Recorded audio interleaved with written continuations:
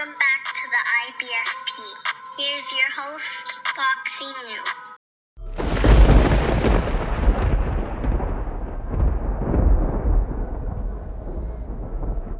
Welcome back, fight fans. Welcome back. Anthony Joshua is better because of his loss to Andy Ruiz Jr. And look, let's just break it down honestly and objectively as possible. And you go to an interview by Steve Kim where he basically states that Anthony Joshua has been completely disrespected.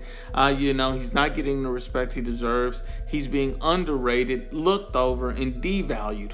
Then you also see, a similar interview from Max Kellerman with ESPN where he states, Anthony Joshua is completely underrated right now. And we got to be honest and unbiased. A lot of people are looking at this because he lost to Andy Ruiz Jr. I've heard all kinds of things about Andy Ruiz Jr., that he's not a good fighter, that he's a nobody. And, this is simply because people don't want to give Anthony Joshua the credit he deserves.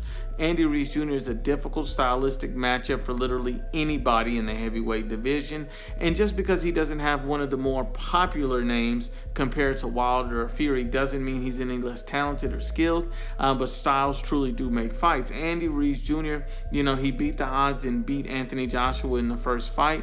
And congratulations to Andy Ruiz Jr. on getting that victory.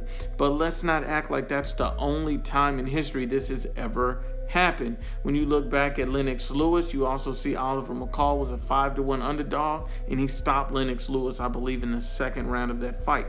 See, this has happened before. You've also seen, Vladimir Klitschko. He lost to Lamont Brewster. Once again, a top dog getting beat by a massive underdog. These things happen in the heavyweight division. And if Anthony Joshua lost, right after that fight, you see all the criticism and people pretty much writing him off, doubting him, and giving him no credit, for being a former, unified champion. No one wanted to acknowledge his wins. They only wanted to magnify his one loss. You see it like this. I'll put it like this. Tyson Fury came out and says that Anthony Joshua will never fight again after the Andy Ruiz rematch.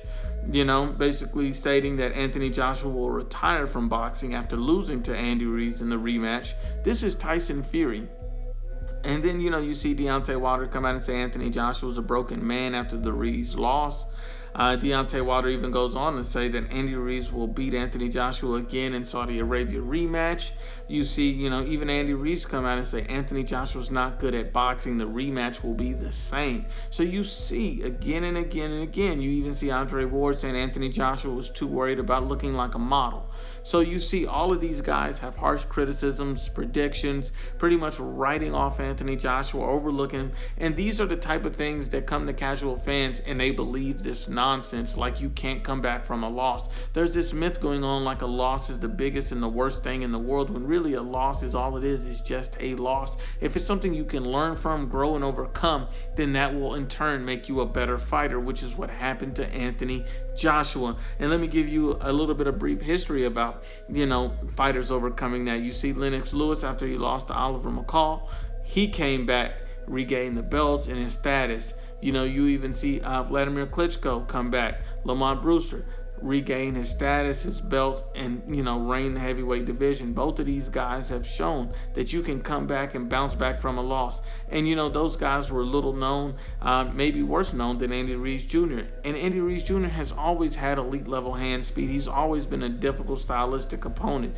So I just find it funny that people tend to write off Anthony Joshua, overlook him, and Anthony Joshua is greatly improved. You see Anthony Joshua came back on his own and dominated the Ruiz rematch. This is Andy Ruiz Jr. who fought, a top 10 Joseph Parker, who at the time was an undefeated world champion when Anthony Joshua fought him. When Andy Ruiz fought him, he was also undefeated and he became world champion. That was a highly controversial fight. But whether you want to say it went for Ruiz or Parker, it was a very close, competitive fight. And that kind of gauges you where Andy Ruiz Jr. is. No one's blowing this guy out. No one has ever blown Andy Ruiz Jr. out. No one has ever completely outboxed him and won pretty much every single round. That's what Anthony Joshua did to Andy Ruiz Jr. That shows you that he is an elite level boxer. He is not given the credit, and he's being massively underrated, because whether you like him or not, Andy Ruiz Jr. is a very difficult stylistic matchup for anyone.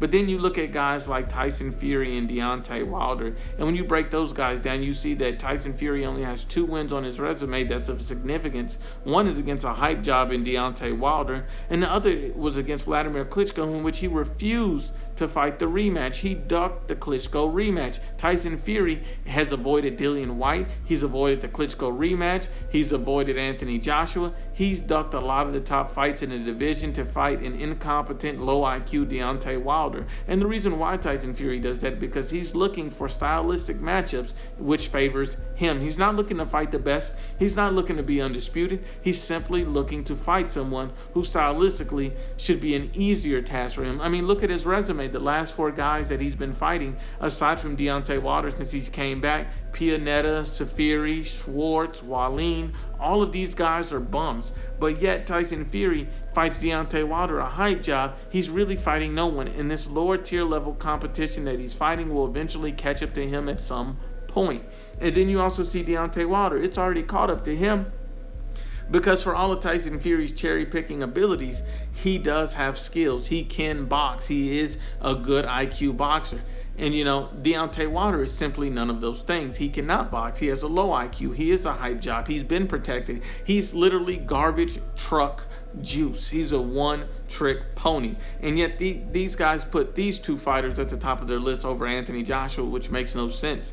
And when you look at Anthony Joshua's resume, you see the guy is the top heavyweight in the division. He has the most belts, and he literally has the best resume. You don't write a guy off after 1 loss. You don't overlook a guy after 1 loss. And you see that it wasn't a loss to a bum. You see it was a loss to a guy who's a top 10 level type of fighter. It's a guy who's a former unified champion. It's a guy who's never been blown out in any particular fight, and his only other loss besides Anthony Joshua was highly controversial and could have easily went the other way. See, I think that the thing is that people don't believe in Anthony Joshua's skill set. Anthony Joshua showed in that fight that he's not only a big power puncher, but he's an elite boxer, that he can adapt to different styles. This is the type of fight that losing to Andy Ruiz Jr. has made him a better fighter. It's made him a more complete boxer. It's made him dig deep and overcome adversity. It's got him over the hump, and it made Anthony Joshua what he is today, which is an elite, complete fighter and the best heavyweight in the division today. But once again, unbiased as always, it's the IBFP.